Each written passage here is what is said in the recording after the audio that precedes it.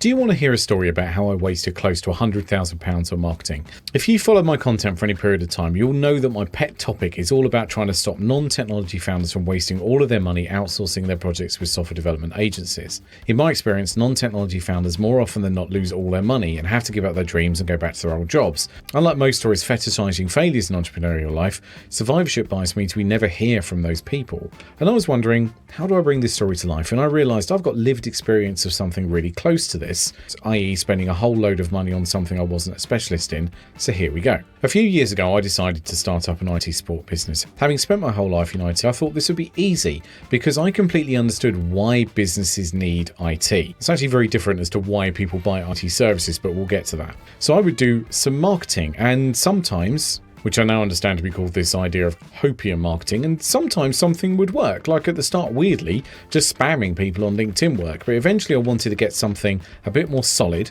and build a proper sales pipeline, and so I found some people who could help me. Specifically, I found a business coach and a marketing single-person agency type person, and I also hired a salesperson. The total spend on all of this over the course of a couple of years came to just under £100,000, and the output from any of this activity was nothing. And in fact, it was worse than that, because that one client we did get through all that activity, I ended up taking to court for non-payment. What went wrong for me was exactly what goes wrong for non-technology founders. Non-technology founders almost always waste their money when outsourcing their IT projects, but the agency is not acting in bad faith. Instead, other factors cause the failure. And it's the same here. In particular, the business coach and marketing person did work with me in good faith, but the advice they gave me was wrong because they didn't deal with startups. My problem with this IT support business was fundamental. I understood why businesses needed IT services because I'd worked so long within the IT domain, but I had no idea how to position the offer, nor any idea how to execute a consistent marketing strategy, even if I did. That describes a lot of non-technology founders who go and start their own business. They really understand the domain that they're in, but they don't really understand how to position and market.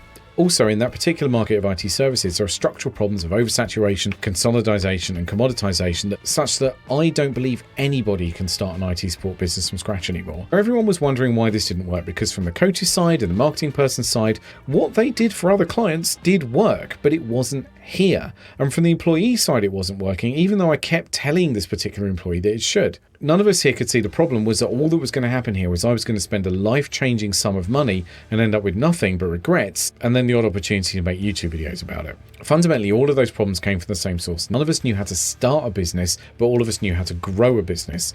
None of the help that I was buying in to bootstrap the business was stage appropriate. It was all resource used to working later on in a business's life in order to grow it once you'd proven product market fit. It's this lack of seeing eye to eye that effectively guarantees that non-technology founders, when working with agencies, because they're going from the same position, they are starting from this point where they have no product market fit and they need to find it. It's not that the agencies are at fault and they're not working in bad faith. They see an opportunity to help the founder and they take it, but they don't realize they don't have an offer from the founder that is scale appropriate. Agencies exist purely to augment existing technical teams in businesses where product market fit has been proven. They don't exist to help people start up new businesses. So don't be like me. If you've got some money to spend, make sure you bring in people who are stage appropriate and only start doing real investment into the business once you've definitely proven product market fit. So let me tell you a secret. I have something called the VIP program, or the Very Important Founder program. There's a link in my bio where you can go and sign up, and when you do, you get access to free training, ebooks, checklists, exclusive content, all manner of resources that help you as a non-technology founder